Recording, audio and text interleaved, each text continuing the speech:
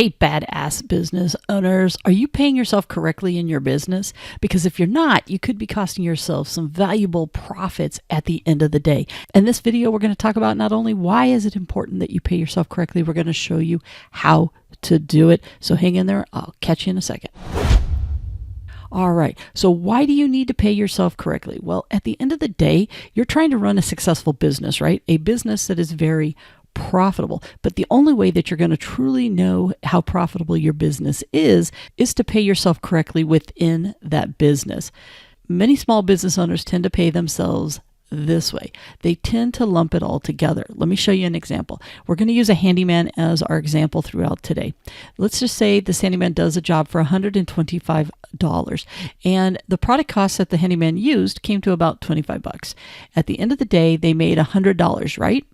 Well, no, that's not what they made.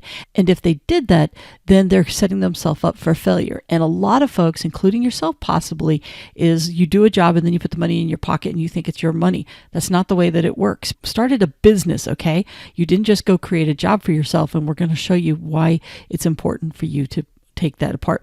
It really comes down to you knowing your business numbers. It is by far the thing that most small business owners struggle with and they shy away from, because in some cases they're afraid to know those business numbers. Sometimes they just hate math, and I promise you we're going to make it so simple. It's going to make it really easy for you to understand this. First off, the number one calculation every small business owner needs to know. This is the cornerstone of everything you do in your business when it comes to business numbers, and it flows through everything, including from pricing to how successful the business is and whatnot. So it starts like this: sales minus cost of goods minus expenses equals your profits. That's all you get to memorize. Sales minus cost of goods minus expenses equals profits. So here would be an example. Let's just say you had $100 sale and your cost of goods came to $40, and your expenses, you knew you had 20% is what your expenses run. So you know you need to set aside $20 for that, which means the profit of that sale was $40. See, sales minus cost of goods minus expenses equals your profits. But the question becomes, and what today's video specifically is about, is where do you get paid in all of this? And that's what we're going to break down. Now, first thing you need to remember is you get paid two different ways. You get paid as an employee of your business, and you get paid as the owner of your business through an owner's draw. And this is how we're going to set up your pay, is we're going to use these two areas to really say, hey, this is when I'm wearing my employee hat, and this is when I'm wearing my business owner hat.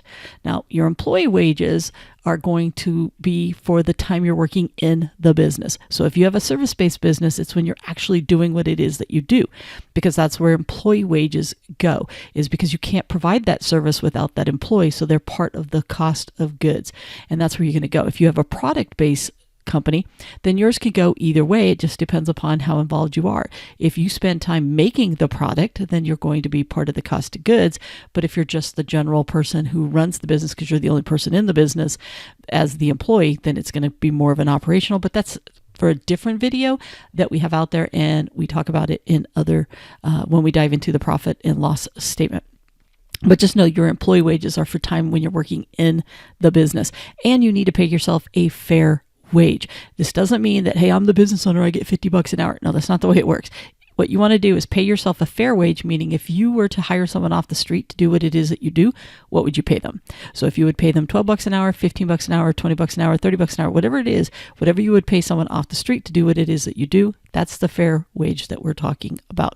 So the next part comes to your owner's draw. And your owner's draw is money that you get paid for working on the business. This is when you're wearing your business owner hat.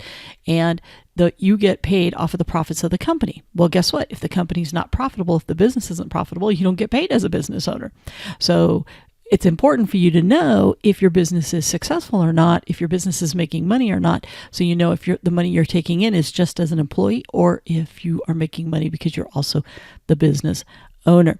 Now, go back to our thing. Sales minus cost of goods minus expenses equals profits, right? That's the core thing I wanted you to remember. Now, the question becomes, how much do you make as the owner of this business? And we're going to continue to show you parts of that. Now, let's go back to our handyman. Our handyman worked on that job for 2 hours. And for that 2 hours, he paid himself a fair wage of $20. So $20 times 2 hours equals $40. And this is going to go under the cost of goods sold, like I said, because you cannot deliver that service without that person. So it's part of the cost of goods. Now we'll go back to our handyman job. He had a job of $125. He knew his product costs were $25.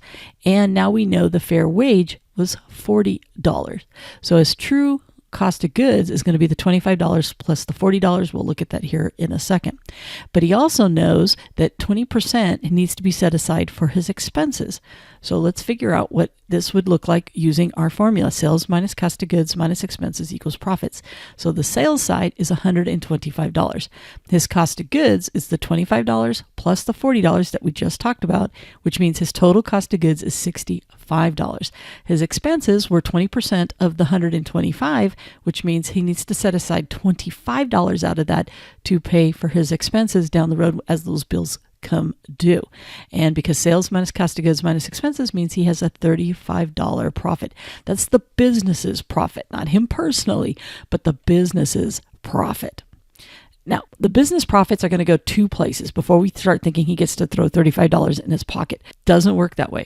The first part of the profits are going to go to what we call retained earnings to grow the business. This is money that it gets set aside to reinvest back in the business. It might be to buy product. It might be to buy equipment. It might be to save for a rainy day, like if you have a seasonal type of business. It's to help your cash flow in your business. So there's money you're going to always keep in the business for various different things. And then there's the second part is the owner's draw, and this is the money that you take out of the business as the business owner. So the owner's draw is the piece that you would keep as part of your pay, as pay for the business owner. All right. So once again, how much do you make as the owner? Let's go plug this all in. He's going to earn $40 in employee wages. We talked about that. As an employee, he worked for 2 hours at $20. So he got $40 in employee wages. As an owner, he took out $25 out of that $35. He decided to leave $10 in the business for retained earnings, and he took $25. So at the end of the day, what he actually made was $65. You might recall in the very beginning when he was just shoving everything in his pockets, he thought he was making $100, but he really wasn't. And even if he put that $100 in his pocket and said, oh, I know I need to keep $20 for the expenses and everything else, he still would have thought he made $80. And the reality is he made $65. So you can see the difference when you start breaking it down. You just look at it completely different because you are setting yourself up for success as a business owner versus just taking all the money. This is why so many people get to the end of the day and they don't have any money left over, or they're having to dip in their pockets to pay stuff because they keep taking everything as if they earned it by doing what it is that they do.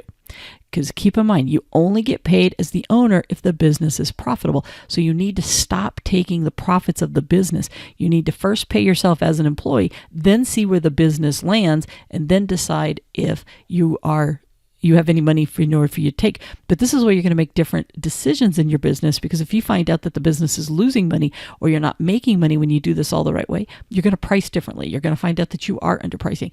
Because I can tell you, if you have this gut instinct that you're underpricing for your stuff, you probably are, but you need to break it down differently on how you're looking at it so you can really see the difference between what you're making as an employee and what you're making as a business owner. Because the goal is to slowly work yourself out of the business, if that's what the goal is for you, which is majority of people, by the way, or to work less in the business.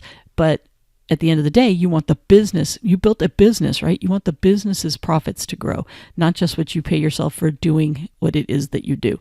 And by knowing your business numbers, you can really start to carve out creating a business for yourself and not just a job. Way too many small business owners actually own a job and they don't really have a business that pays them because they've never really run the numbers and they never looked at it. Remember, there's two different things. There's you, the employee, and you, the business owner. And the business itself has to be successful in order for you to call it a business. Otherwise, you're just doing another job out there. And I've got other videos that we dive into this more at the end of the day. And if you want to learn more about your business numbers and you're really starting from scratch and you don't even understand your profit and loss, by the way, your profit and loss follows that whole sales minus cost of goods minus expenses equals profits. The profit and loss is the ultimate scorecard for your business. And if you don't understand that, please check out this video here. I'll put a link to it in the show notes as well, because it really is the foundation for you knowing your business numbers better. And we talk about where do you put your employee wages based off of the type of business that you have. And if you want to learn even more and dive into a course, I do have one pretty relatively cheap, if I do say so myself, knowyourbusinessnumberscourse.com. It's where we dive into not only your profit and loss, but all things to do with your business numbers to help you understand them better. And if you like what you see, don't forget to hit subscribe so you never miss any of the videos I'm putting out for you to help learn your business numbers, and hit the like button so people know they should check out this video as well. Now it's time for you to get out there and be the badass that I know you are.